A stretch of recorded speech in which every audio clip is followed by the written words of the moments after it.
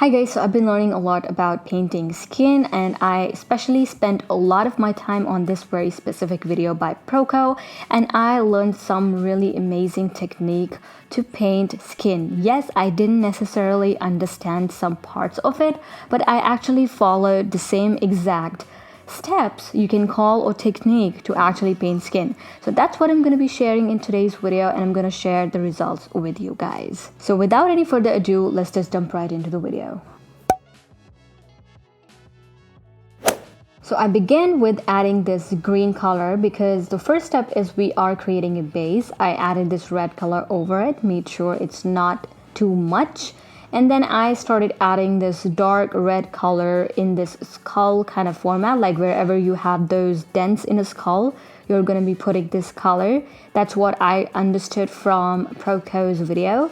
So that's what I'm doing here. I first actually laid down this lighter version of it and then I went ahead with darker version of it like that. So basically we are creating a base first, and the reason why I added that green color, or reason why I think Procreate in his video added that green as base, is because he wanted to create some sort of undertone before actually painting the whole skin, because we do have some undertones in our skin tones, if that makes any sense.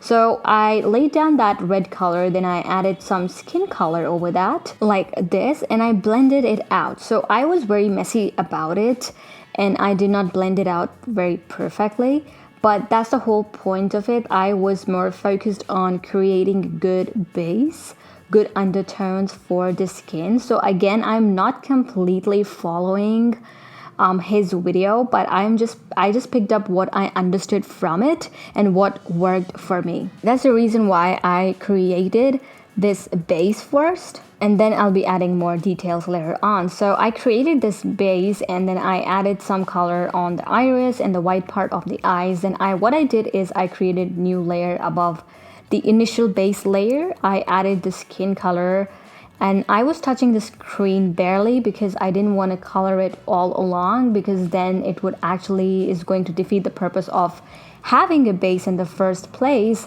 So just make sure when you're adding that skin color later on, after once you're done with your base, make sure you're not just adding it full on where you're adding all the pigmentation of the skin color.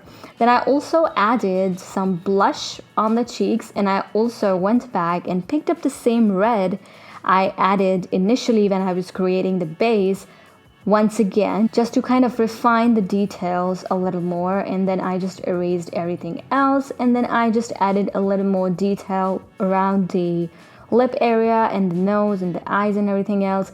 But yes, I was actually done with the skin painting and it was that easy. I honestly did not have to spend a lot of time to actually get this result, and this result is amazing. And all I did was I started with a green base and I worked over that green base with some reds or some skin tones, and this is the result. Like, I hope it was easy to understand the step-by-step process I'm following here, but I'm also going to give you another examples as well. But just look at the results, like they're incredible, and it did not take me a whole lot of time as it usually takes when I'm painting skin. And also, if you're keeping this skull image in your head and adding those shadows, it's going to be that much more easier for you. So another great tip from that very specific video. Now I'm going to shade another face right here, and this time around I decided to add this purple color as base.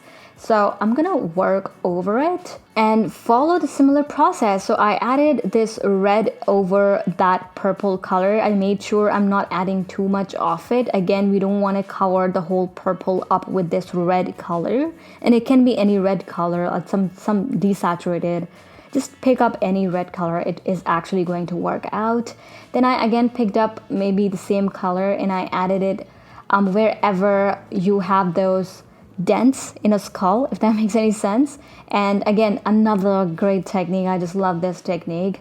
And I added this color like that, and then I went ahead and picked up even darker version of it, and I started adding that darker version of that red that I used initially over that base layer of it. So again, we are just basically building a base. Again, went ahead and added some skin color, and I actually started blending everything out together, making sure I'm not blending it all out, because again, we're just creating the base for now.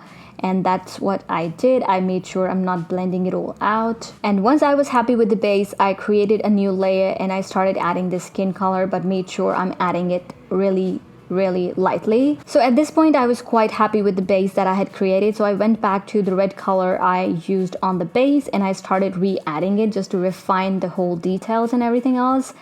That's not how Proco did. I think he's amazing at what he does. So I don't think that he needed to actually go back and add these colors once again.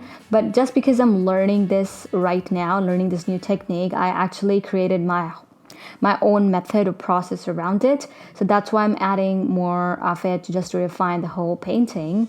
So that's what I'm doing right here. Added more red color, but made sure I'm adding it in a way where I don't need to blend it out later on. And yeah, that's what I did. I just started adding details at this point on the eyes, on the lips, and everything else. The skin painting was already looking very great. And again, I did not have to put in so much effort into it. All I did was I created this nice base with a purple base on it, and it just, gave me this incredible result when it comes to painting skin tone. So yeah, that was my second phase. In this specific portrait, I could have added more warmth, I feel, now that I'm looking at it, but I think it's still a good skin painting. Similarly, I did the last one and I did not like the last one, to be honest, because I think the base color that I laid down was a little too dark. So I will keep that in mind, but I still kind of wanted to show you guys the results, even if they were not the best. So I really hope this video helped you out in some way. I would highly recommend watching his video, and also if you do learn something out of this video as well, just apply this technique. This technique is amazing. Yes, it might need a little bit of practice, but I think that's worth the try. So I really hope you guys enjoyed it, and I will see you guys in my next video.